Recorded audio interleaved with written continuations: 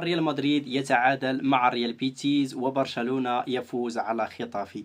أهلا وسهلا ومرحبا بالجميع في هذا الفيديو، والذي سيكون مخصص للحديث عن الدوري الإسباني الجولة 32. فسنتعرف على نتائج هذه الجولة، كذلك سنطل على جدول الترتيب. فنتائج الجولة كانت مفاجئة جدا بكل صراحة، حيث تعادل الكبير ريال مدريد مع ريال بيتيز بهدف مقابل هدف، ليبتعد طموح ريال مدريد عن اللقب بشكل كبير جدا جدا.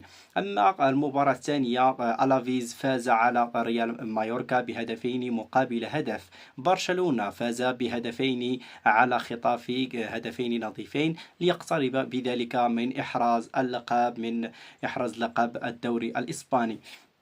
فالنسيا فاز على جيرونا بهدفين مقابل هدف. أتلتيكو مدريد عاد أخيرا إلى سكة الانتصارات بفوزه بثلاثية مقابل هدفين على أتلتيك بيلباو. رايو فاليكانو تعادل مع ريال سوسيداد بثلاثة أهداف مقابل ثلاثة أهداف.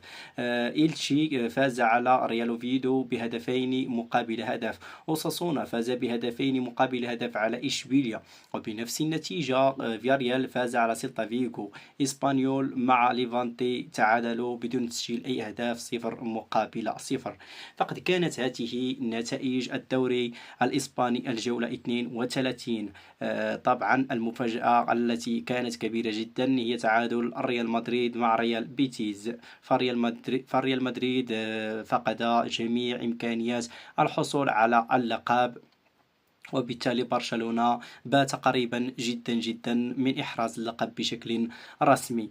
أما بخصوص الحديث عن ترتيب ديال الدوري، ترتيب جدول الدوري الإسباني، فطبعا برشلونة في المركز الأول ب85 نقطة، في المركز الثاني ريال مدريد ب74 نقطة، في المركز الثالث فياريال ب65 نقطة، في المركز الرابع أتلتيكو مدريد ب60 نقطة، في المركز الخامس ريال بيتيز ب50 نقطة.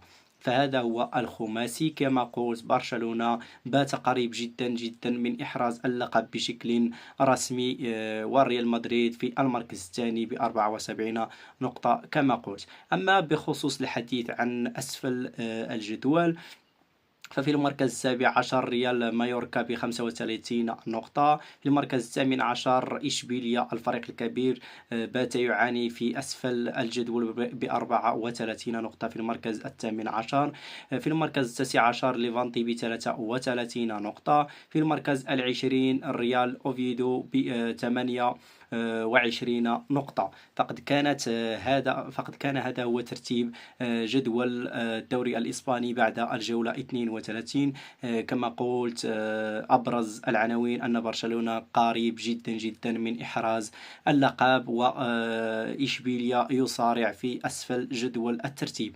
أما بخصوص الحديث عن هدافين الدوري الإسباني إلى حدود الساعة، فكيليان مبابي لازال في المركز الأول ب24 هدف، يليه في المركز الثاني فيدات موريكي ب21 هدف. لامين يامال دخل أيضا على صراع الهدافين في المركز الثالث ب16 نقطة بالتساوي مع بودمير الذي في المركز الخامس، في المركز الرابع وفي المركز الخامس من برشلونة أيضا فيران توريس ب14 هدفا.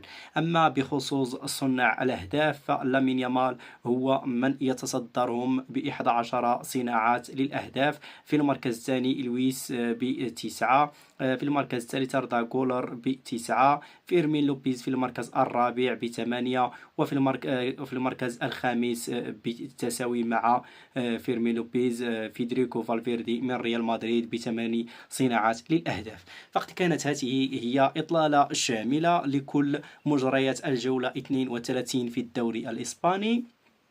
تعرفنا على نتائج الجولة، كذلك ترتيب الدوري، وكذلك الهدافين وصناع الأهداف.